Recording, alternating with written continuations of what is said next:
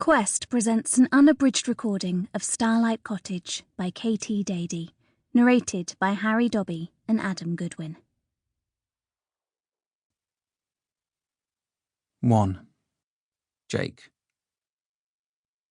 Jake Reynolds sprinted into the lobby of River Heights, shook out his black umbrella, and headed straight to the lift. The building manager quickly stood up and brushed his hands down his blue shirt, knocking his name badge sideways in the process. He cleared his throat and put on his best smile. "Mr. Reynolds, I have a—" "Not now, Stan." Jake was slightly breathless as he waved one hand above his head. The lift opened immediately, and Jake stepped inside. As the door hummed to a close, he took a slow, deep breath and stared forward at his reflection in the mirrored door. "Christ, Jake, you look like crap." He raked a hand through his neatly trimmed mop of short dark hair and stretched his eyelids, then blinked tightly, trying to bring them back to life.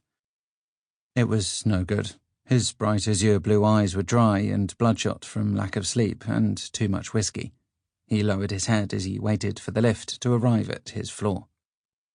The door pinged open, and he walked straight into a woman and her dog, her rather smelly, damp dog. He struggled to get around them without touching the animal or the woman who he was shuffling left to right with. "Come on, will you just pick a side?"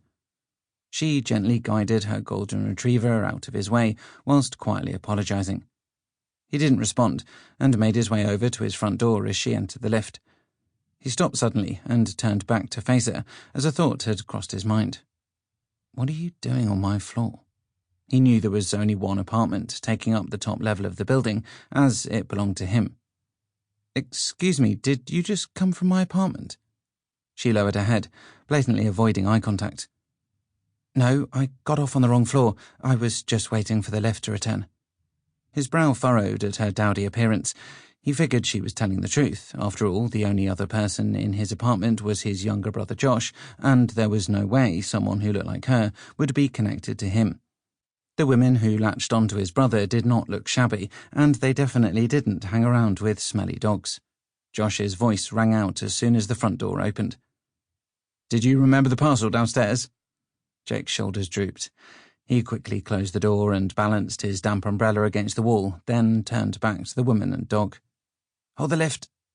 He managed to place his hand into the closing lift door, triggering the safety mechanism that automatically slid the door back open.